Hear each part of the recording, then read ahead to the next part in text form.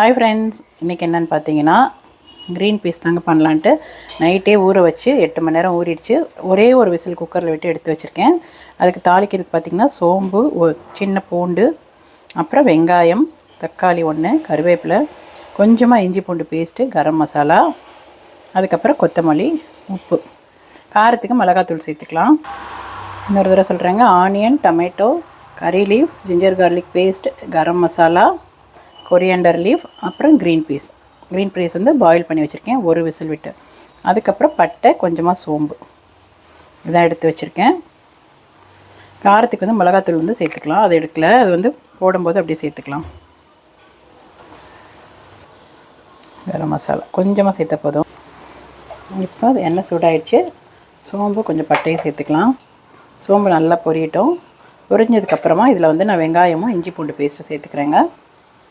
செவந்துருச்சு. நான் இப்போ வெங்காயம் சேர்த்துக்கிறேன். இதில்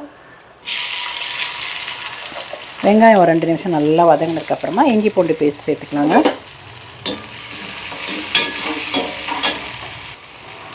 இதுலேயே கருவேப்பிலையும் கொத்தமல்லியும் சேர்த்துடுறேன்.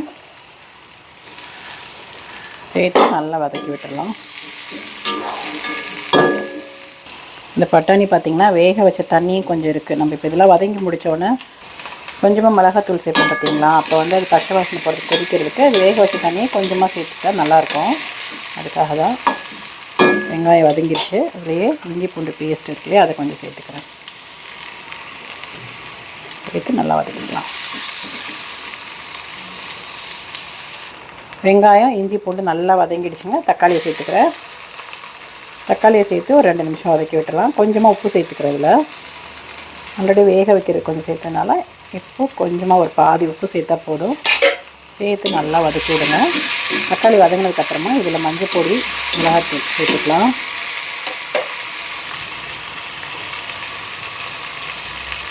தக்காளி வதங்கிடுச்சு.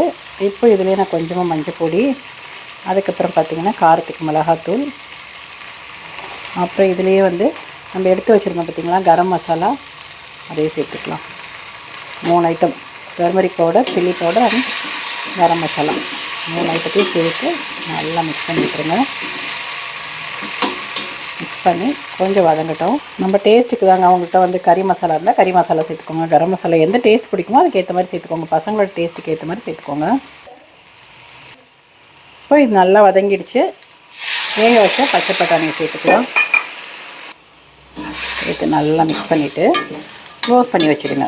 ஒரு 5 நிமிஷம் அப்படியே இதுவாகட்டும், வேகட்டும். அந்த பட்டாணியில் பார்த்திங்கன்னா காரம், உப்பு எல்லாம் இறங்கணும் இல்லையா, அப்படியே க்ளோஸ் பண்ணி வச்சிடலாம்.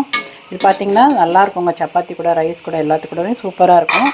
வெஜிடேரியன் பசங்களுக்கு சம்டைம்ஸ் பார்த்திங்கன்னா நான்வெஜ் கேட்குற பசங்களுக்கு கூட இதை கொடுத்தோம்னா சாப்பிடுவாங்க. இதே நான்வெஜ் டேஸ்ட்லேயே இருக்குங்க. சூப்பராக இருக்கும். ட்ரை பண்ணி பாருங்கள். க்ரீன் பீஸ் ஆல்மோஸ்ட் ரெடி ஆகிடுச்சுங்க. உங்களுக்கு சப்பாத்திக்கெலாம் வேணால் இந்த மாதிரி கிரேவியாக இருக்கும்போது ஆஃப் பண்ணிவிடுங்க.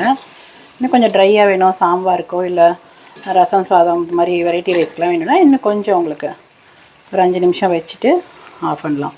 இப்போ உங்களுக்கு ஆல்மோஸ்ட் ரெடி ஆகிடுச்சு. சப்பாத்தி, தோசை, இட்லி கூட சாப்பிட்றதுக்கும் சூப்பராக இருக்குங்க. இன்னும் 2 நிமிஷம் நான் வச்சுட்டு ஃபுல்லாக ட்ரை ஆனதுக்கப்புறம் காட்டுறேன். இப்போ ரெடி ஆகிடுச்சு. நான் அடுப்பு ஆஃப் பண்ணிடுறேங்க. சூப்பராக ரெடி ஆகிடுச்சுன்னு பாருங்கள். இந்த அளவுக்கு இருந்த போது எனக்கு, அதனால் நான் ஆஃப் பண்ணிடுறேன்.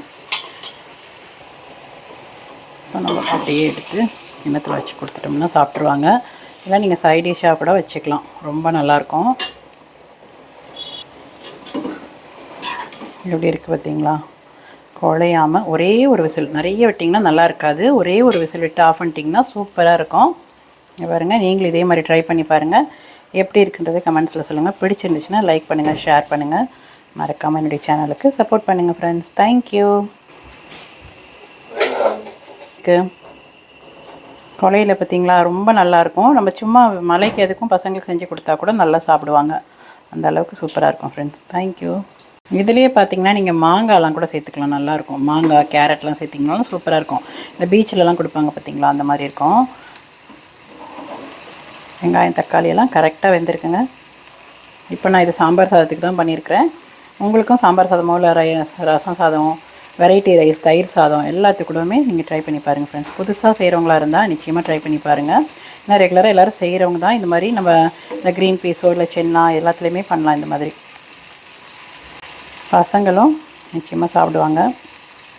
அவங்களுக்கு பிடிச்ச டேஸ்ட்டில் தான் இருக்கும். சில பேர் பார்த்திங்கன்னா நான்வெஜ் தான் பிடிக்கும்பாங்க இல்லையா பசங்க, அவங்களுக்கு இந்த மாதிரி வறுத்து கொடுங்க. இல்லைனா கடுகு உளுத்தம் பருப்பு சோம்பு, அதெல்லாம் சோம்புக்கு பதிலாக கடுகு உளுத்தம் பருப்பு சேர்த்து கூட தாளிக்கலாம். அதுவும் நல்லாயிருக்கும். ட்ரை பண்ணி பார்த்துட்டு சொல்லுங்கள். தேங்க்யூ.